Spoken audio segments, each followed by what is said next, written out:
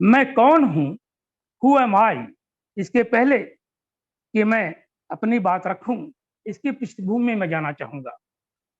मेरा एक छोटा सा वीडियो भी था इसके पहले, किताब लिखने से पूर्व।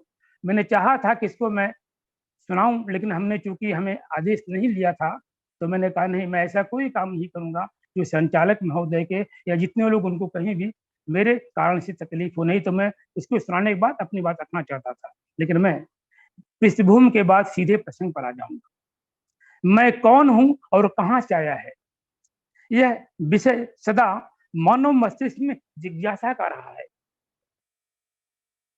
अति दुर्लभ मनुष्य का शरीर बहुत जन्मों के अंत में 84 लाख जन्मों के बाद परम दयालु भगवान की अनुपम कृपा से ये जीवन मिलता है।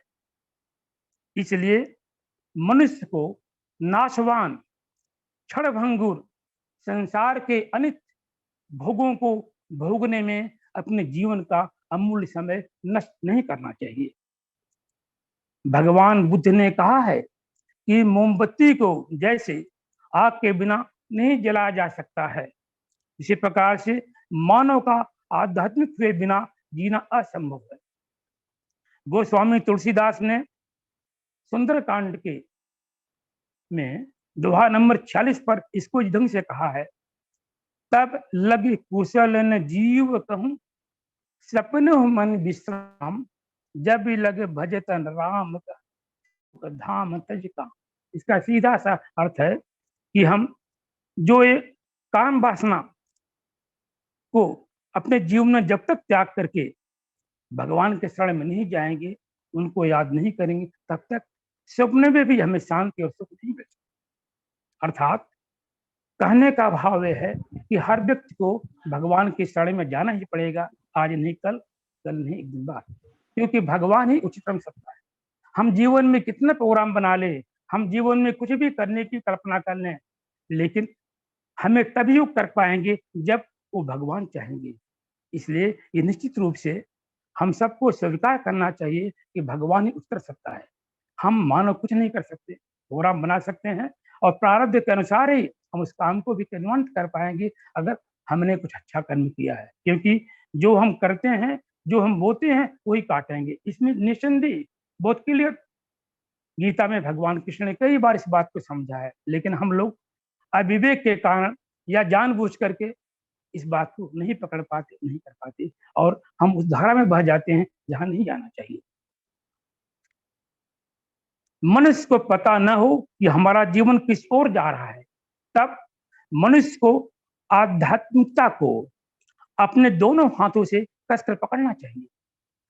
विषय पदार्थ इंद्रियों को सदा पथभ्रष्ट करने वाले होते हैं, इसलिए हमें विवेक को सारथी बनाकर मन के लगाम को हाथ में कसकर इंद्रिय रूपी घोड़ों को विषय पदार्थों की ओर जाने से रोकना चाहिए, कि इंद्रियां ही हमें कहाँ डुबो देंगी पता नहीं। इंद्रियां ऐसे भागती हैं, ऐसे चंचल हो जाती हैं, जब कोई सुंदर बस दिखती हैं कि उन्मत्त कर देती है। इसलिए हमें इसको ध्यान देना होगा और इस विवेक रूपी सारथी हमें विष्णु पद की प्राप्त कर देगा। विष्णु पद की प्राप्त अर्थात जो हमारा यथार्थ में परम सत्य धाम है, जिसके लिए यह मानव संसार में हम लोग पैदा हुए, इस भूमंडल पर आए हैं, क्योंकि हम लोग भूल गए इस भूमंडल पर आकर के, इस मृत्युलोक में आकर के हमारा कर्तव्य क्या है, हमें करना क्या, हमें यही पता नहीं। हम गुरु के पीछे घूम रहे हैं, और गुरु क्या कर रहे हैं, कैसे गुरु आप देख लीजिए। स्वामी विवेकानंद ने गुरु ढूंढा था, कैसे गुरु थे, देखिए महान गुरु। आज हमें गुरु भी नहीं मिल पाते, गुरु की लेवल, गुरु की परिभाषा बदल गई है। तो अगर हमें योग्य गुरु मिलता है तो हमें भवसागर से पार कर देगा, लेकिन अगर अयोग्य गुरु मिला तो खुद डूबा है हमें डूब देगा। ये हमारी विवेक पर निर्भर करता है, हम गुरु कैसे ढूंढ पाते हैं। और यथार्थ में परम धाम सत्य हमें मिल जाने पर यहाँ से गया वो प्राणी वापस नहीं आता, यानी इस भूमंडल, इस मृत्युलोक में नहीं आएगा, उसको मोक्ष मिल जाएगा और मुक्ति मिल जाएगी।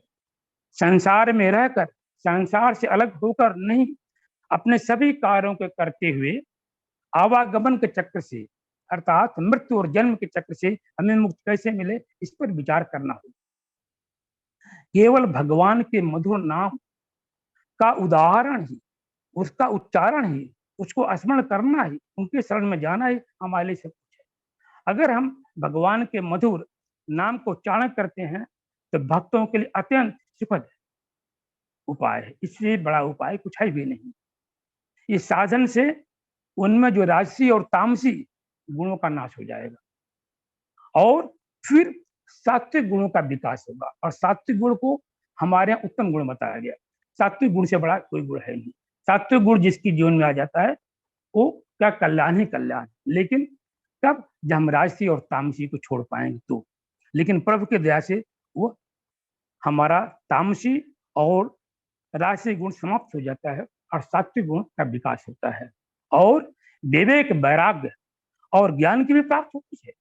भगवान के शरण में जाने पर इतना प्रभाव है, विवेक और ज्ञान भी हमें मिल जाता है, और जीवन शांत, कीर्ति और मोक्ष भी प्राप्त कर लेता है।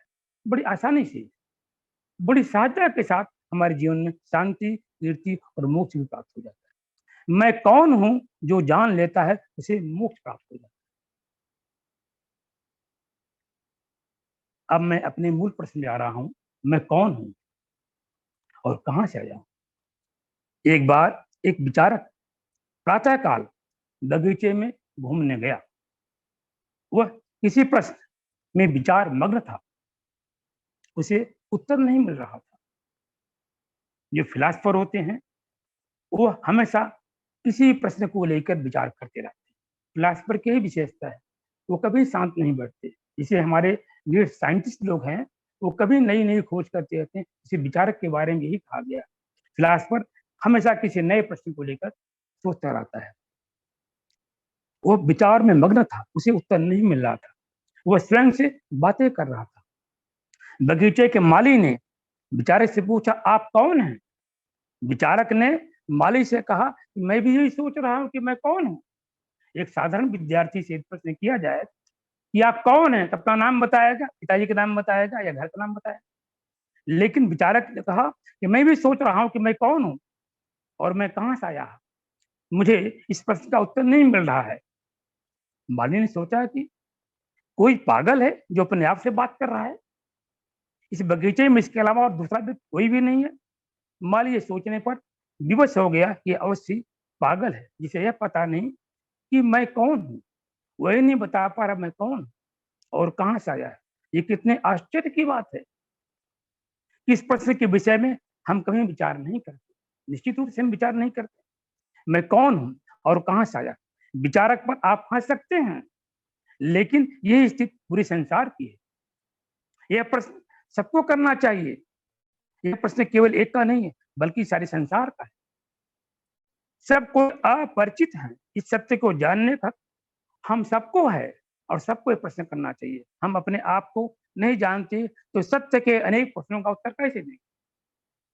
लोग ईश्वर और मोक्ष के विषय में प्रश्न करते हैं, लेकिन मैं कौन हूं इसके विषय में प्रश्न नहीं करते।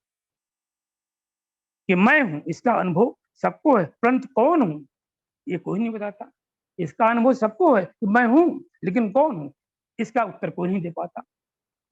मैं कौन हूं अक्सर आत्मा और परमात्मा की बात करता हूं, जबकि आत्मा और परमात्मा दोनों एक ही हैं। लेकिन वास्तव में कभी भी गंभीरता से इस पर विचार नहीं करते कि हम कौन हैं। अपने लिए स्वयं विचार करना होगा, अपने लिए स्वयं जानना होगा, अपनी पहचान स्वयं से करना चाहिए, जिसे आत्मानुभूत या अंग्रेजी में सेल्फ रियलाइजेशन कहते हैं। आत्मानुभूत को ही अंग्रेजी में सेल्फ रियलाइजेशन, यानी हम सेल्फ के बारे में जाने। पहले हम स्वयं को जानने, न कि दूसरे की बातों को महत्व दें या दूसरों की बातों को सुने। जैसे उसको ब्रह्म ज्ञान है और उसने ईश्वर को देखा है, लेकिन उसके कर्म में तो कोई अंतर नहीं है। जो पहले कर्म करता था आज वही कर्म कर रहा है, तो कर्म में जब अंतर नहीं तो उसने ईश्वर को कहाँ देख लिया। ये बात कुछ भ्रमित करती है। इसीलिए हमें ये नहीं सुनना चाहिए उसने क्या कहा। क्या ये सब मन तक सीमित नहीं है, क्या उसका अनुभव भी है। जब उसका कर्म देखता हूं तो उसका कर्म वैसे क्या वैसे है, उसके कर्म में कोई परिवर्तन नहीं। जो कर्म पहले 10 साल पहले था आज वही कर्म है। ईश्वर से कहाँ देख लिया। और वो उसे कैसे पता चल गया कि मोक्ष क्या होता है, ज्ञान क्या होता है। नहीं, यह कह देना आसान है कि जिधर देखो उधर आप ही आप, लेकिन यह कह देने से काम नहीं चलेगा। स्वयं को जानने के लिए ज्ञान का होना आवश्यक है, और जब ज्ञान हो जाएगा तो हमें मेडिटेशन अर्थात ध्यान करना पड़ेगा, क्योंकि ज्ञान के बाद ध्यान करना होगा। ज्ञान अगर मन तक सीमित है, ऊपर ऊपर चढ़ता रहेगा, क्योंकि ज्ञान की सीमा होती है। ज्ञान यदि बहुत गहराई से ध्यान किया जाए तो आप कुछ पाएंगे, लेकिन अगर ज्ञान थोड़ा सा ज्ञान लेकर के आप बैठ गए हैं ध्यान में तो आप कुछ नहीं पाएंगे, अर्थात वो ज्ञान आपका तैरता रह जाएगा और बाद में खो भी जाएगा। क्योंकि मन की कामना और लालसा उस व्यक्ति के ऊपर सदैव अपना प्रभाव बनाकर रखेगी। ये सत्य है। कामना और लालसा का हमारे जीवन में बहुत महत्व है। हर व्यक्ति की जीवन में इच्छाएं इतनी प्रबल हैं कि हमें क्या मिल जाए, हम कितने जल्दी वैभवशाली बन जाए, हमारा नाम हो जाए, हमें कितनी बड़ी बड़ी गाड़ियां ले जाएं, कितने करोड़ रुपए कितने करोड़ रुपए हम पैदा कर दें, कितना हमारे पास पैसा आ जाए कि हम लोगों में हमारी गिनती होने शुरू हो जाए कि बड़े आदमी हैं, बड़ा जीवन आनंद के साथ बिता रहे हैं। लेकिन ऐसा नहीं है, क्योंकि मन की कामना और लालसा उस व्यक्ति के ऊपर सदैव अपना प्रभाव बनाकर रखेगी। खुदा की इबादत खुदा की इबादत भी काम आएगी अगर इरादे ही खराब हो। बिल्कुल सत्य है।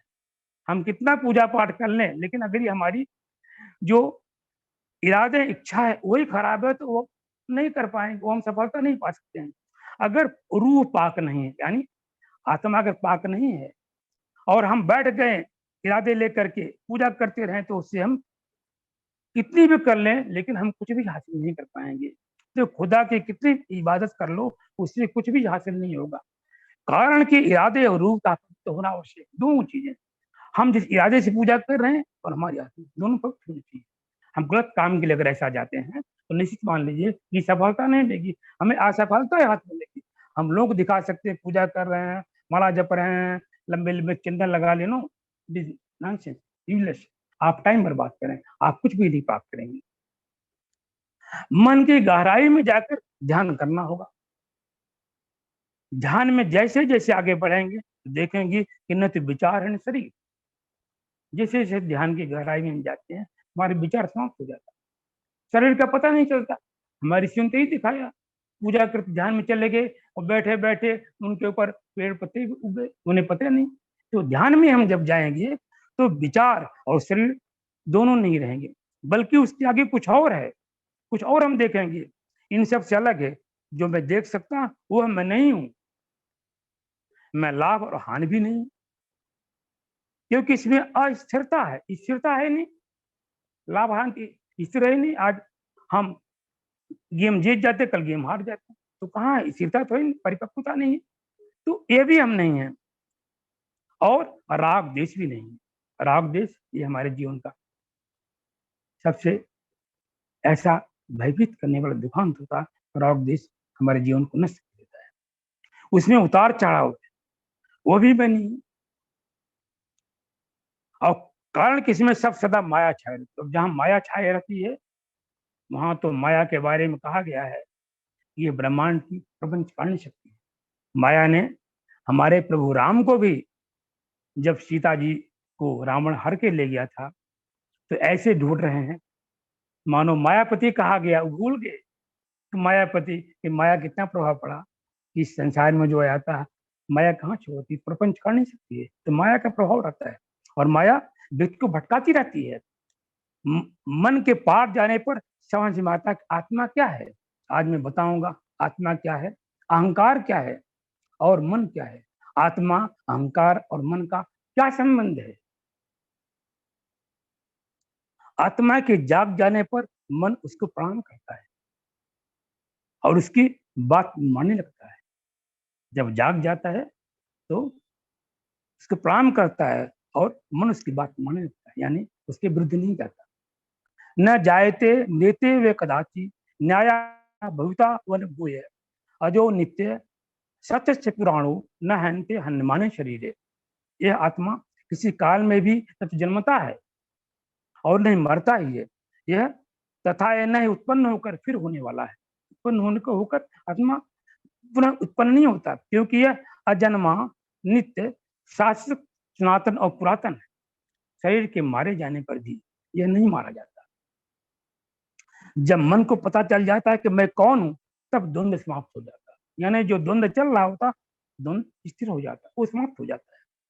सब कुछ मन की बातें होती रहती है, मन ही सबको भ्रमित करता रहता। आत्मा के बारे में जानने के बाद मन को सुखद अनुभव होता है, सुख की अनुभूति करता है तथा परमात्मा की अनुभूति और असीम सुख की प्राप्त होती है। असीम सुख जिसकी पराकाष्ठा, सुख की पराकाष्ठा से पहुंच जाता। असीम सुख का अर्थ यही है कि उसके बारे में शब्दातीत हो जाता है, बयान नहीं कर सकता, इतना सुख मिलता है। वह स्वयं को, मन को देख सकता है, विचारों को समझ सकता है। ऐसा कब होता, जब वो आत्मा अनुभूत होती है। मन से परे हो जाने के बाद सब कुछ स्पष्ट दिखाई देने लगता है। जब मन के परे हो जाते हैं, सब चीजें हम स्पष्ट रूप से देख लेते हैं। मन और शरीर ग्रहों से बधा हुआ, दोनों का शरीर से संबंध है। आत्मा स्वच्छंद है, वह बंधन मुक्त है। आत्मा स्वच्छंद है और बंधन मुक्त, उस पर कोई बंधन नहीं है। मन के पार जाने पर पता चलता है कि जैसा बाहर है वैसा ही अंदर है। और जब मन के पार हम जाते हैं, देखते हैं जैसा बाहर वैसा अंदर, यानी बाहर अंदर में कोई अंतर नहीं है। वही है जो हम देख पा रहे हैं, बाहर भीतर में कोई अंतर नहीं है। मन के पार जब तक मनुष्य नहीं जाता, तब तक दुख और तकलीफ बना रहे, ये सत्य है। मन के पार जब तक व्यक्ति नहीं जाएगा, तब तक उसका दुख और तकलीफ बना रहेगा। उस भवसागर से नहीं निकल पाता, उसी में घूमता रहेगा, उसी में वो अपने आप को दुखी होता रहेगा। मन के पार जाने के बाद मनुष्य परमानंद की अनुभूति करेगा। परमानंद, परमानंद भगवान की अनुभूति करेगा। खुद को जानना ही परमानंद, खुद को जान लेना ही परमानंद है और यही ईश्वर है। खुद को जानना परमानंद है और यही ईश्वर है। जैसे जब क्लास में अध्यापक के न होने पर बच्चे आपस में लड़ते झगड़ते हैं और शोर मचाते हैं, लेकिन जैसे अध्यापक महोदय क्लास में आ जाते हैं, बच्चे शांत होकर बैठ जाते हैं, किताबें निकाल लेते हैं और अध्यापक की बात मानते हैं। ठीक उसी प्रकार से जब अध्यापक की बात बच्चे मानने लगते हैं, ठीक इसी प्रकार से जब मन के पार जाकर ध्यान लगाते हैं और आत्मा को जान लेते हैं, तब सब लोग आत्मा की बात मान लेते हैं। जब मन के पार जाने पर ध्यान के बाद आत्मा के बारे में पता चल जाता है आत्मा क्या है, तब सब लोग आत्मा का सम्मान करते हैं, आत्मा की बात मानने लग जाते हैं। यानी आत्मा की बात को स्वीकार करते हैं, उसके अगेंस्ट कुछ नहीं करते। आत्मा ने जो कुछ कहा उसको सब स्वीकार करते हैं। शांति का अनुभव करने के लिए ध्यान की गहराई में जाना पड़ेगा। यदि हमें शांत चाहिए तो ध्यान की गहराई में सुनना पड़ेगा। जैसे गौतम बुद्ध ने स्वयं को ध्यान में लगाया और परम शांति का अनुभव किया। गौतम बुद्ध ने सारे संसार में प्रसिद्ध हो गए। आज तो गौतम बुद्ध को हमारे हिंदुस्तान में उतना नहीं जानते हैं, किताब से पढ़ के देखते हैं, लेकिन आप कभी जाइए, हांगकांग जाइए, लंका जाइए, विदेश में जाइए, इतना गौतम बुद्ध को लोग मानते हैं कि पूछते हैं कि सर आप यहाँ इतना लोग क्यों नहीं मानते, प्रश्न करते हैं। विदेश में कहीं जाइए इतना मानते हैं, गौतम बुद्ध का इतना सम्मान है विदेश में, लेकिन हमारे तो सम्मान कुछ लोग जानते, कुछ लोग गौतम बुद्ध को मानते हैं, भगवान भी उनको मानते, लेकिन हमारे देश में तो भैया यहाँ तो मुंशी प्रेमचंद जी जब तक जिंदा थे तब तक मुंशी प्रेमचंद कोई सम्मान नहीं किया, तो मरने के बाद इस पर रिसर्च हो रही है। हमारा देश तो विचित्र देश है, विचित्र लोग हैं इस देश में, क्या कहा जाए। उनके बेचारे कभी सम्मान नहीं मिला, और उनका वही पुराना घर लमही में जो है, देखिए न सरकार कुछ नहीं कर रही है, और प्रेमचंद के रिसर्च हो रही, इस पर किताबें लिखी जा रही, और कितनी भाषा में ट्रांसलेट हो गया। देखिए हमारे देश की विडंबना देखिए, सरकार देखिए कहाँ से हो रही, किसको कहा जाए, जैसे राजा वैसे प्रजा। जब सरकार नहीं जवाब पा रही तो क्या किया जाए, फिर क्या कमेंट किया जाए। सब लोग आत्मा की बात माने रखते हैं, शांति का अनुभव करने के लिए ध्यान की गहराई में जाना पड़ेगा, जैसे गौतम बुद्ध ने किया, और सारे संसार को अपने ज्ञान से नई दिशा दिया और दिव्य ज्ञान दिया, जीने का एक नई मार्ग दिखाया। आत्मा शरीर में रहकर खुद को शरीर समझने लगती है, ये भगवान कृष्ण ने भी कहा है, आत्मा शरीर में रहकर खुद को शरीर समझने लगती है, और शरीर से मुक्त तो नहीं होना चाहती, शरीर से छूटना नहीं चाहती। जो आत्मा जगा हुआ वही जगा सकता है, अर्थात जो गुरु वो आत्मानुभूत हो गया वही शिष्य को जगा सकता, उसी से वही शिष्य को कुछ दे सकता। जो खुदे नहीं जगा हुआ वो गुरु क्या शिष्य को जगाएगा, उस शिष्य को क्या शिक्षा देगा, वो तो खुद अंधेरे में डूब रहा है। खुद वो हमारे कितने गुरु हुए हैं, आप सब लोग देख रहे हैं, क्या कहा जाए, सब गुरु के नाम पर क्या कर रहा है, गुरु धंधा कर रखा है, तो गुरु भी तो मिलना बड़ा मुश्किल हो रहा है। जो सोया वह कैसे किसी को जगा सकता है, इसलिए पहले स्वयं को जानना, और ये तभी संभव होगा जब मन के पार देखेंगे। खुद को जानना ही परमानंद की अनुभूति है, और वही व्यक्ति ज्ञानी है, जिसने परमानंद को देख लिया, भगवान को समझ लिया, वही व्यक्ति ज्ञानी है। हमारे दिमाग में दो भाग होते हैं, चेतन और अचेतन। चेतन और अचेतन, चेतन के द्वारा नई बात सीखते हैं, चेतन बड़ा महत्वपूर्ण है और अचेतन भी महत्वपूर्ण है, दोनों का कार्य बताता हूँ। चेतन के द्वारा नई बात सीखते हैं और निर्णय लेते हैं। हम जो भी जीवन में निर्णय लेते हैं, हमारे सभी अंग जो इच्छा चेतन के द्वारा होते, चेतन दिमाग से सब कुछ हमारा अंग चलता है, वही सब निर्णय नई नई बातों का निर्णय लेता है और वही में कराता है। हमारे अचेतन दिमाग हमारी मेमोरी को सुरक्षित करता है। हम जो काम करते हैं, हमारी जितनी यादगारें होती, उसको अचेतन मन उसको संभाल रखता है, और मेमोरी का प्रयोग सदा हम सब लोग अपने चेतन दिमाग से ही करते हैं, क्योंकि अचेतन नहीं कर सकता। चेतन दिमाग से मेमोरी को हम उससे काम लेते हैं, तो चेतन वहां काम करता, लेकिन अचेतन क्या करता, खाना पकाना, हृदय का धड़कना, गुर्दे का काम करना अचेतन दिमाग से ही होता है। आत्मा को खोजना तथा उसका अनुभव आवश्यक है। सुषुप्ति अवस्था में सूक्ष्म भ्रमण करते हैं, लेकिन उसका स्मरण नहीं रहता, कि सुषुप्ति अवस्था में हम जो करते हैं उसका याद नहीं रहता, स्मरण नहीं रहता, लेकिन सूक्ष्म अवस्था का संबंध स्वप्न से है, स्वप्न से है, इसीलिए उसका स्मरण नहीं रहता। गहन निद्रा से नहीं, इसका संबंध गहन निद्रा से नहीं, बल्कि स्वप्न से है। जब हम स्वयं की सहायता नहीं कर पाते, तब हम सबको पूर्ण रूप से परमात्मा को समर्पित कर देना चाहिए। और मेरा तो मानना है, अगर हम परमात्मा को समर्पित कर दें तो हमने अपना लड़ाई जीत ली, क्योंकि परमात्मा सब कुछ करते हैं, हम क्यों चिंता करें। परमात्मा से भैया करो प्रभु जो कुछ करना है? हमारे बच्चे को, हमारी परिवार देखो महाराज जो आप करना चाहो वही करोगे, हम लोग किस भवसागर में चक्कर काटे, उनको समर्पित करके आप देखिए, आपका जीवन आनंदमय हो जाएगा। तो हमें परमात्मा को कंप्लीट सरेंडर, समर्पण का अर्थ नहीं है कंप्लीट सरेंडर कर दिए फिर आप देखिए, लेकिन कंप्लीट सरेंडर करना भी इतना आसान नहीं है, पहले मन को दृढ़ करना पड़ेगा और परमात्मा में पूर्ण विश्वास करना पड़ेगा। सारे जगत का कल्याण हमारे परमात्मा ही करते हैं, ताकि परमात्मा जगत का कल्याण कर सके और हम सबकी देखभाल सके। समाधि मनुष्य की सहज अवस्था है, समाधि में मनुष्य की सहज अवस्था बताई गई है, और जागृत अवस्था में यदि समाधि का अवस्था प्राप्ति हो जाए, जब हम जागृत अवस्था में अगर समाधि का अवस्था प्राप्त हो जाए तो ये गहन निद्रा में ही बनी रहेगी। देखिए कितनी महान बात है, अगर समाधि अवस्था हमें मिल जाए जागृत की अवस्था में, तो गहन निद्रा में बनी रहेगी, यानी हम उन्मुक्त हो जाएंगे। ईश्वर और आत्मा एक ही है, ईश्वर और आत्मा एक ही है। भक्ति और विचार में कोई अंतर नहीं, भक्ति और विचार दोनों एक, इसमें कोई अंतर नहीं।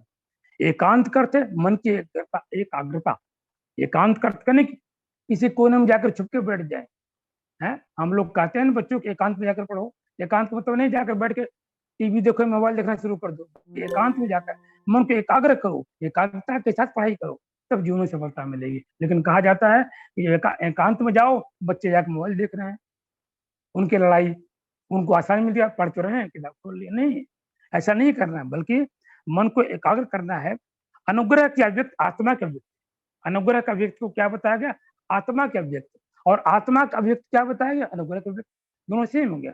अनुग्रह की अभिव्यक्ति कीजिए या आत्मा का व्यक्ति कहिए, दोनों एक है।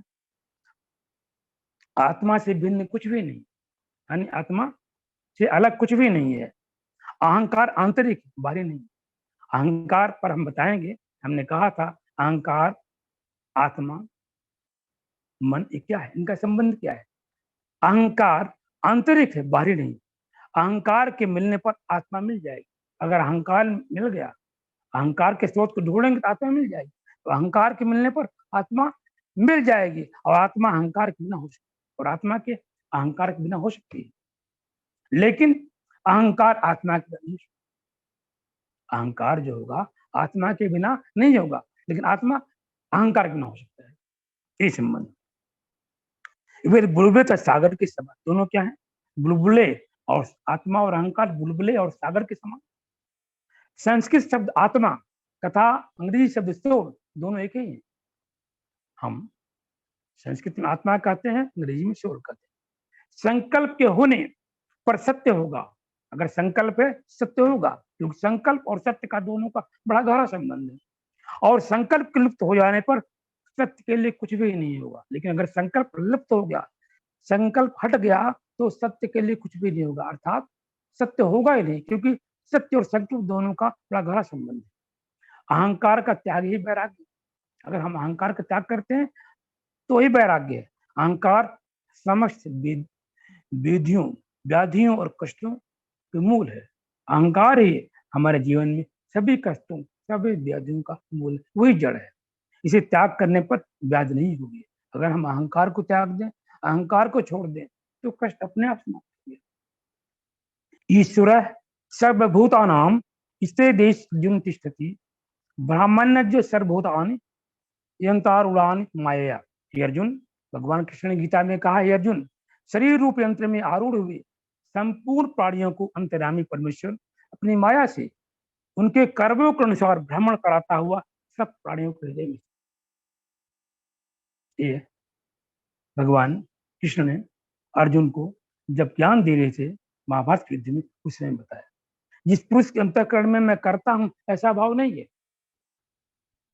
लोग सोचते हैं मैं करता हूं, लेकिन करता नहीं, करता कुछ कर सकता है, अर्थात भगवान है। लेकिन जिस पुरुष के अंतःकरण में मैं करता हूं ऐसा भाव नहीं है, तथा जिसकी बुद्धि सांसारिक पदार्थों में और कर्मों में लिपायमान नहीं होती, वह पुरुष इन सब लोगों को मार करके भी वास्तव में न तो मारता है और न पाप से बचता है, न पाप से बचेगा न मारता।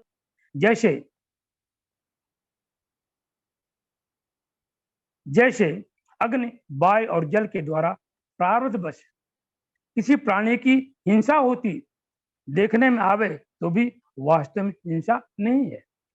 वैसे ही जिस पुरुष का देह में अभिमान नहीं है, यानी उसमें अभिमान नहीं है, अभिमान रहित है और स्वार्थ रहित है, उसमें स्वार्थ भी नहीं, केवल संसार के हित के लिए जिसकी संपूर्ण क्रियाएं होती, स्वार्थ से रहित है, स्वार्थ के लिए नहीं कर रहा, बल्कि संसार के लिए कर रहा है, उस पुरुष के शरीर और इंद्रियों द्वारा यदि किसी प्राणी की हिंसा होती है, तो लोक दृष्टि में देखी जाए तो वह भी वास्तव में हिंसा नहीं है। अगर लोक दृष्टि में देखी जाए उसने हिंसा क्या, वास्तव में हिंसा नहीं है, क्योंकि आसक्ति और स्वार्थ अहंकार के न होने पर किसी प्राणी की हिंसा हो ही नहीं सकती। भगवान कृष्ण कहते हैं कि अगर आसक्ति, स्वार्थ और अहंकार तीनों इसे नहीं है तो हिंसा कर ही नहीं सकते, क्योंकि हिंसा के तीनों का आवश्यकता है। आसक्ति भी चाहिए, स्वार्थ भी चाहिए, अहंकार। तो अगर ऐसा नहीं तो हिंसा कैसे हुई, हिंसा तो ही नहीं। तो उसने इसके लिए उसने तीनों जो तत्व बताएंगे तीनों नहीं। तथा कर्ता अभिमान से रहित है, किया हुआ कर्म वास्तव जिसमें कर्ता के मैंने किया ही नहीं, वो तो अकर्म हो गया। जब कर्ता का तभी तो कर्म हुआ, तो जो अकर्म है तो वह पुरुष पाप से नहीं करता। मन चंचल होता है, उसे बस में करना ही होगा। मन से ही दुख होता है, वासनाओं को समाप्त करना होगा, क्योंकि वासनाएं ही हमारे जीवन में कष्ट लाती हैं, और वासनाएं समाप्त हो गई तो फिर जन्म नहीं लेना पड़ेगा। नहीं तो अगर वासना समाप्त नहीं करोगे जन्म दोबारा लेना पड़ेगा, और इस आवागमन के चक्कर में, मृत्यु और जन्म के चक्कर से निपटना मुश्किल हो जाएगा और ये आवागमन चलता है। आत्मा में दृढ़ रहना होगा। आत्मा में लिंग नहीं होता, आत्मा लिंग विहीन है, इसमें कोई लिंग नहीं है। खुद को आत्मा मानो, देह नहीं। यानी व्यक्ति को आत्मा मानना चाहिए, देह नहीं मानना चाहिए। अर्थात हम सबके शरीर को आत्मा मानना चाहिए, और आत्मा अर्थात दूसरे व्यक्ति भगवान। अध्यात्म बुद्धि से परे विषय। अध्यात्म क्या है? बुद्धि से परे विषय। मनुष्य सदा हृदय में रहता है, उससे दूर कभी नहीं जाता। मनुष्य हमेशा हृदय में रहता है, उससे दूर कभी नहीं जाता। आत्माओं के समान चल कुछ भी नहीं।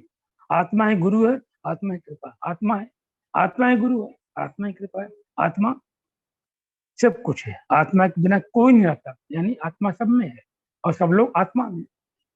आत्मा सबके अंदर और सब लोग आत्मा में। आत्मा से अधिक समीप कुछ भी नहीं है। यदि हमारे नजदीक कुछ है तो आत्मा। वास्तव में आत्मा सब में है और सब लोग आत्मा में। आत्मा का अतिरिक्त कुछ भी नहीं। मन का उदय आत्मा से होता है। मन का उदय, जो मन ही हमें चंचल करता, मन ही हमें हर जगह भ्रमित करता, इसका उदय कहाँ होता है? आत्मा से। आत्मा एक मत सत्ता है, मन आत्मा है। आत्मा ही एक मत सत्ता है और उच्चतर सत्ता है। मन आत्मा से है।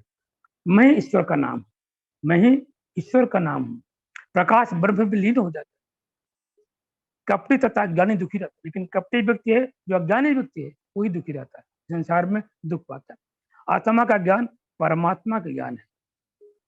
आत्मा का ज्ञान होना अर्थात परमात्मा का ज्ञान है। आत्मा परमात्मा दोनों तो वही भगवान ईश्वर है। अहंकार नष्ट होने के बाद आनंद। अगर अहंकार नष्ट हो गया, आनंद ही आनंद, सुख ही सुख है। अहंकार आत्मा से उदय होता। अब अहंकार कहाँ से उदय होता? आत्मा। हमने बताया कि आत्मा अहंकार के बिना रह सकता है, लेकिन अहंकार आत्मा के बिना नहीं सकती। आत्मा स्वच्छंद है, लेकिन अहंकार का और आत्मा गहरा संबंध है। इसलिए अहंकार आत्मा से उदय होता है, और यदि अहंकार के स्रोत खोजा जाए तो आत्मा अपने आप में। संदेह मन में उदय होता है, संदेह हमारे मन में उदय होता है, बाहर नहीं। मन की उत्पत्ति अहंकार से है, और मन की उत्पत्ति किससे है? अहंकार से। तो तीनों का संबंध बताया, आत्मा का, अहंकार का और मन का। अहंकार के अगर हम स्रोत को खोजेंगे, आत्मा प्रकट होती है, केवल उसकी सत्ता है, आत्मा से भिन्न नहीं है। कष्ट ही ईश्वर को साक्षात्कार मार्ग। यदि हमारे जीवन में कष्ट है, इसका मतलब हमें ईश्वर से साक्षात्कार करने का मौका मिला है। इसलिए दुख से नहीं घबराना है, दुख हो उसको स्वीकार करना है, क्योंकि वह हमें साक्षात्कार ईश्वर से मिलने का एक मौका मिल रहा है। जो अहंकार से परे वही चैतन्य आत्मा है। अहंकार से जो परे है वही चैतन्य आत्मा है। आत्मा से भिन्न ईश्वर नहीं है, और आत्मा जो है से भिन्न प्रभु नहीं, ईश्वर नहीं है। मैं कौन हूं? सर्वोत्तम जाप। मैं कौन हूं? सर्वोत्तम जाप है। आत्मा के नाम के भान ही मोक्ष है। आत्मा के नाम का भान ही मोक्ष, एनलाइटमेंट कहा जाता है। आत्मा ही हृदय है, गुरु है, हृदय है, ब्रह्म हृदय। यानी आत्मा ही हृदय है, हार्ट, गुरु भी हार्ट है, और ब्रह्म भी हार्ट, तीनों हार्ट, तीनों हृदय। आत्मा, गुरु और ब्रह्म तीनों हार्ट या हृदय है। हृदय ही आत्मा है, और हृदय क्या है? हार्ट के आत्मा। मन का उदय और अस्त होता है, मन का उदय और अस्त होगा, मन आएगा और जाएगा। मन चंचल होता है, मन के नष्ट होने के बाद आत्मा प्रकाशित होती है। मन के नष्ट होने के बाद आत्मा प्रकाशित होती है। जो उदय और अस्त होता है वह आत्मा नहीं है। मन और शरीर आत्मा के मिला देता है, मन और शरीर आत्मा को मिला देता है, और यह भ्रांत के कारण से होता है। इसलिए होता भ्रांत के कारण से। केवल अज्ञान का निवारण करना होगा। समय समाप्त हो रहा है, मैं यही अपने विचारों को, वाणी को समाप्त करता हूँ, क्योंकि संकेत हो रहा है, समय हो गया है। अगर फिर कभी समय मिला तो मैं आऊँगा। इसी के साथ समाप्त करते हुए आप सभी महात्माओं को, सभी सज्जनों को, श्रोता वक्ता को पुनः प्रणाम करता हूँ। धन्यवाद।